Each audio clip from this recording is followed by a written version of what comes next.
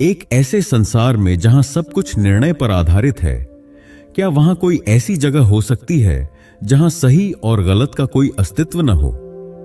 हर चीज को करने का सही तरीका, सही जीवन जीने का तरीका, इन सब पर इतने अधिकारपूर्ण ग्रंथ लिखे गए हैं, लेकिन वह प्रेम कहां है जो बुद्धि से उत्पन्न होता है, जो रास्ता दिखाने के बजाय आपके साथ चलता है?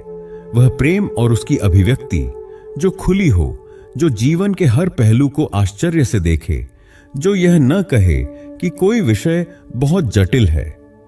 कुछ ऐसा लिखा गया जिसे पढ़ने पर ऐसा लगे जैसे कोई बच्चों की जादुई कहानी पढ़ रहे हों, लेकिन जो किसी भी विषय से मुंह नहीं मोड़ता। दो जिंदगियां साथ चल रही हैं, बातें कर रही हैं, देख रही हैं, समझ रही हैं, बांट रही हैं, बिना किसी भय या सीमा के। यह किसी रोमांटिक कल्पना जैसा लगता है ना? लेकिन असल में यह तो बस ईमानदारी से निडर होकर साझा करना है। यह कोई मुलायम खोखले शब्दों का संकलन नहीं जो किसी को मीठी नींद में सुला दे, न ही यह किसी को तथाकथित सफलता पाने के लिए प्रेरित करने वाला प्रवचन है, और न ही यह दर्द को अस्थायी सहारा देकर मिटाने का प्रयास है।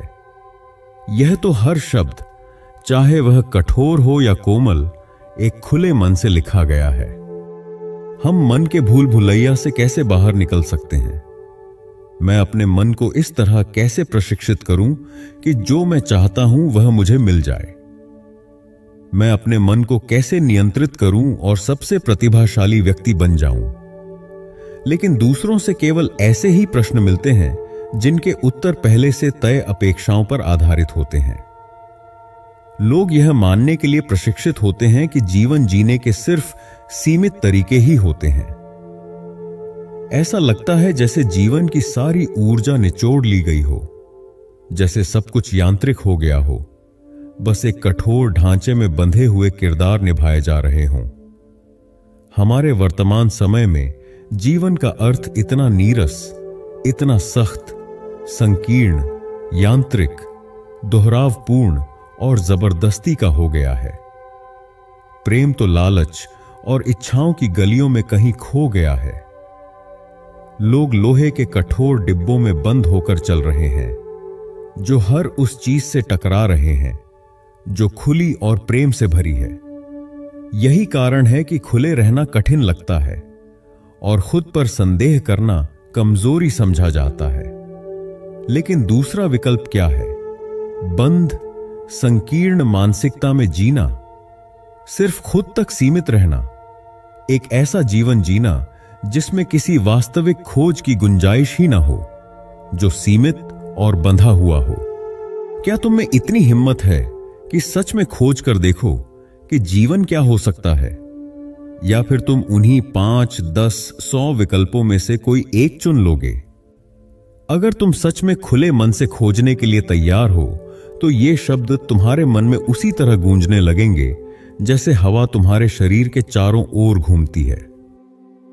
कोई खो जाना चाहता है, रास्ते बहुत साफ हैं, मन सीमाओं पर सवाल उठा रहा है, स्वयं की सीमाएं, बुद्धि की, भावनाओं की, कल्पना की, सोच की, दृष्टिकोण की।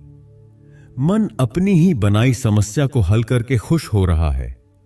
आओ जंगलों में खो जाएं। सरलता एक पिंजरा है, एक पंछी जो खुद ही पिंजरा बना चुका है और अब उड़ने से डरता है।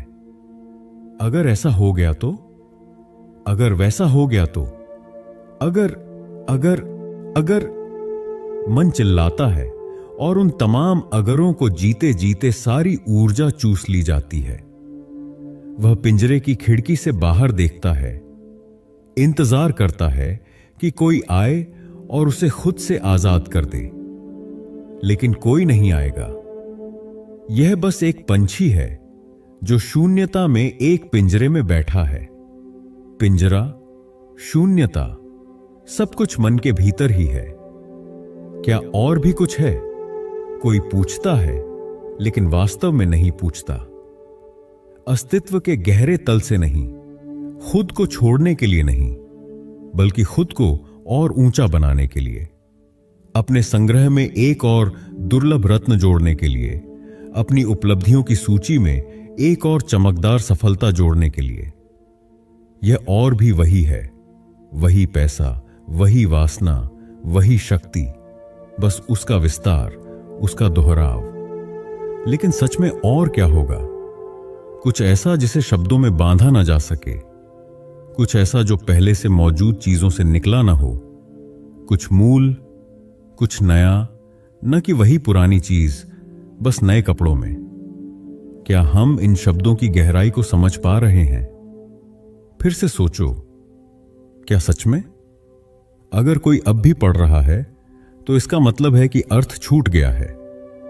अगर किसी को सच में और की जरूरत होती तो वह खुद को रोमांटिक शब्दों से बहलाने में समय बर्बाद न करता। अगर सवाल वास्तव में समझ आ गया होता तो किसी उत्तर को पढ़ने या सुनने की जरूरत ही न पड़ती।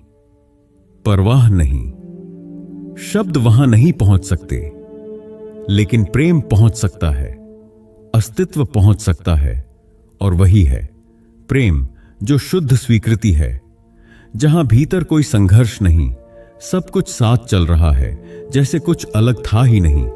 और बस यही है, यह एहसास कि कोई अलग हिस्से हैं ही नहीं, सब एक है। क्या सोचना ही समस्या है, या सोच पर नियंत्रण की इच्छा? कोई खुद को एक सवाल के साथ देख रहा है, क्या मैं हूं? यह मैं जो खुद से सवाल करता है, यही समस्या है। या यह सवाल कि मैं हूं या नहीं? आओ मैं को हटा दें, न सवाल पूछकर, न उसे स्वीकार कर, बस हटा दें।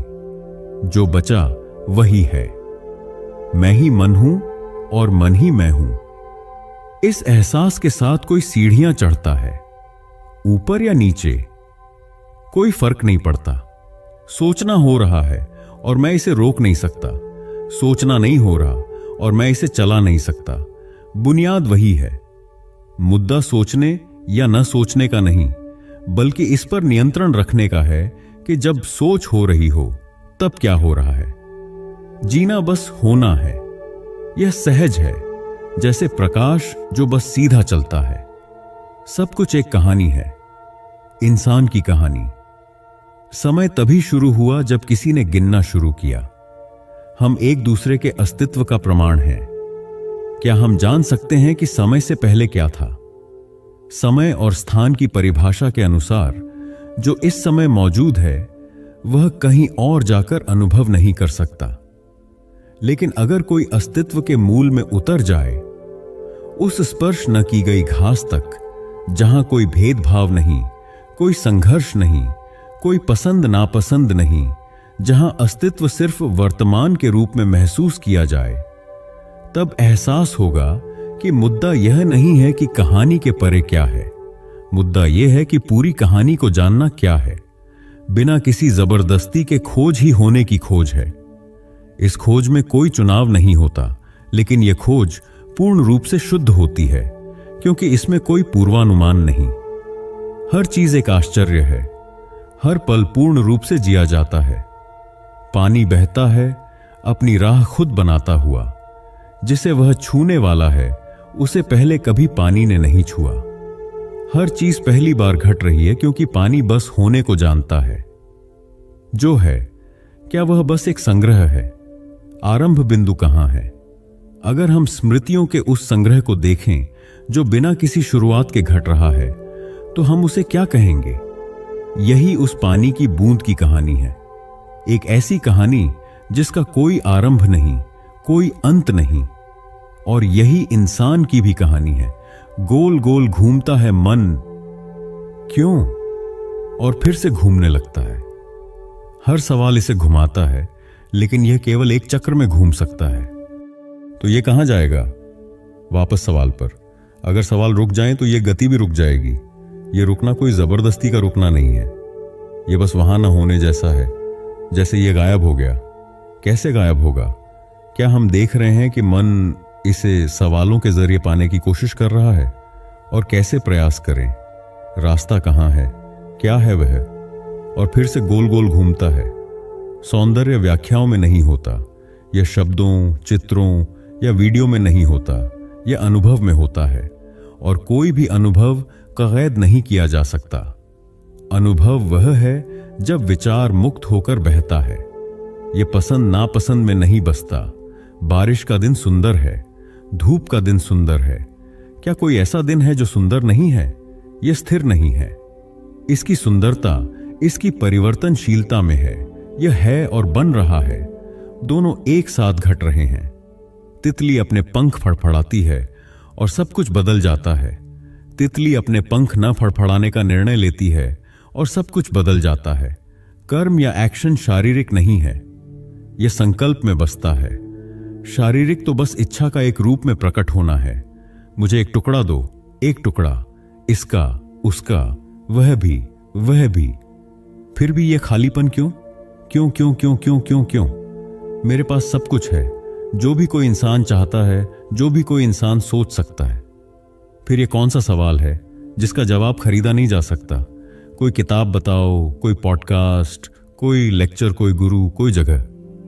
कुछ करने को कहो, कुछ जो इस खालीपन को भर दे। अपने आप को इतनी बेबस हालत में देखना, आंखों से आंसू बहने लगते हैं। एक पंछी उड़ान भरता है, लेकिन उसके मन में एक कल्पना है। कैसा पेड़ चाहिए उसे बैठने के लिए? हर पेड़ जो सामने आता है वह उसे मन की छवि से मिलाने की कोशिश करता है। कुछ भी पूरी तरह मेल नहीं खाता, क्योंकि मन की छवि तो नाप तौल से बनी है और वास्तविकता कभी उन सीमाओं में बंध नहीं सकती। वह उड़ता रहता है एक खोखले उद्देश्य के साथ, उस चीज को खोजने जो केवल उसकी कल्पना में है। अहंकार उसे कहीं और बैठने नहीं देता। अब वह रुक नहीं सकता। इस संघर्ष का अंत अब केवल मृत्यु ही कर सकती है। जिंदगी क्या है? यह तुम्हारे माध्यम से बहती है, तुम्हारे जो इसे जी रहे हो। मौत क्या है? जब यह बहाव रुक जाता है वही मौत है। तो क्या यह बहाव कभी रुकता है? एक पानी का अणु जो पहाड़ों से सफर करता हुआ समुद्र में चला जाता है, वह अब भी चल रहा है, बस उसका नाम बदल गया है। खत्म हुई है तो उसकी एक रूप की कहानी। जो चल रहा था वह अब भी चल रहा है। एक फूल खिला और हर कोई यह समझाने आया कि क्या हुआ है। कोई पेंटिंग करने लगा, कोई बेचैनी से लिखने लगा। लोग अपने अपने मापने के औजार लेकर आने लगे। किसी भी विषय की भाषा, विज्ञान, अध्यात्म, दर्शन, कला, हर औजार अलग है और कोई वास्तव में फूल को नहीं देखता। अब गुट बन चुके हैं। चलो लड़ाई करें यह तय करने के लिए कि कौन सही है। हम कैसे तय करेंगे कि कौन सही है? क्या होगा अगर सब गलत हों? क्या अब यह मायने रखता है कि असलियत क्या है? कोई फूल के पास बैठा है, बस बैठा है। अंदर से बाहर तक हर उस चीज के प्रति सचेत जो सचेत हो सकती है। अपने भीतर खेलते संसार को देख रहा है। वास्तव में यह ऐसा नहीं है कि संसार किसी में खेल रहा है। जो हम मैं और ना मैं कहते हैं, उसके खेल से ही तुम्हारा संपूर्ण संसार बनता है। यही सब कोई समझ सकता है। इसके अलावा किसी चीज की व्याख्या करना व्यर्थ है। सब एक रहस्य है, हर पल बदलता हुआ। कोई नियम नहीं, कोई पैटर्न नहीं, अपने आप में रूप बदलता हुआ। कोई से ईश्वर कहता है, कोई आत्मा, कोई जीवन। शब्द, बस शब्द। प्यार ही जवाब है ना? इसका एहसास कि जो कुछ भी मैं हूं वह सब बाहर से आ रहा है। यह विनम्रता ऐसी नहीं है कि मैं विनम्र हूं या मैं विनम्र हो गया हूं। यह विनम्र है क्योंकि यहां कोई मैं नहीं है, या मैंने यह समझ लिया है कि यह पूरी तरह से दुनिया के साथ संबंधों से बना है। छोड़ना कोई एक बार की प्रक्रिया नहीं है, क्योंकि बाहर से लेना ही इंसान होना है। तो जैसे जैसे संग्रह होता है, छोड़ना भी होता रहता है। यह गति ही असल में जीवन है और इसका एहसास बार बार होता है। अब यह विचार की पूरी गति है। चलो एक अलग तरीके से कोशिश करें। ईश्वर ईश्वर है क्योंकि उसे ना ईश्वर द्वारा स्वीकार किया गया है।